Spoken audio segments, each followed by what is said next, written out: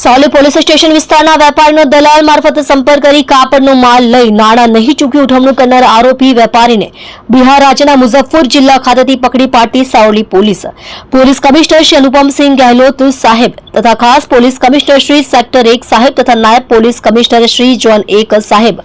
અને મદદનીશ police commissioner Shri B division સાહેબનાઓએ સુરત શહેર ટેક્સટાઇલ માર્કેટને લગત બનતા જુદા જુદા ઉઠમણા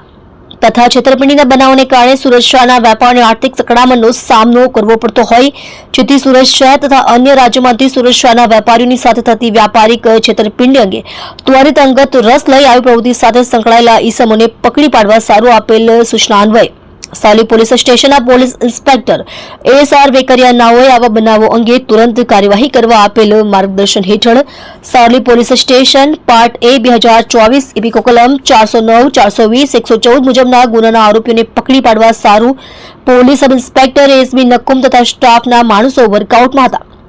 દરમિયાન ગુનાના કામે ટેકનિકલ વર્કઆઉટ અને હ્યુમન સોર્સિસના આધારે આરોપીઓ પૈકી આરોપી આયુષ રામેશ્વર પ્રસાદ ગુપ્તા નાઓ હાલ બિહાર રાજ્યના મુઝફ્ફરપુર જિલ્લામાં હોવાની ચોક્કસ માહિતી મળતા તાત્કાલિક બિહાર ખાતે તપાસમાં જવા સારું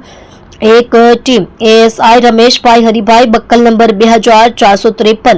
અને એએસઆઈ ધનંજયભાઈ સંજયભાઈ બક્કલ નંબર 5555 તથા head constable Bharatbhai Najabhai બક્કલ number 1318 તથા police constable Kiransinh Pathuji બક્કલ number 4709 નાઓની team બનાવી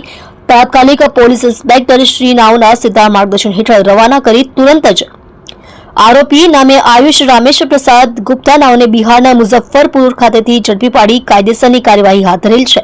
આરોપીઓની એમો મજકૂર આરોપી સુરત શહેરના વેપારીઓની સાથે દલાલ મારફત ઓળખાણ કરી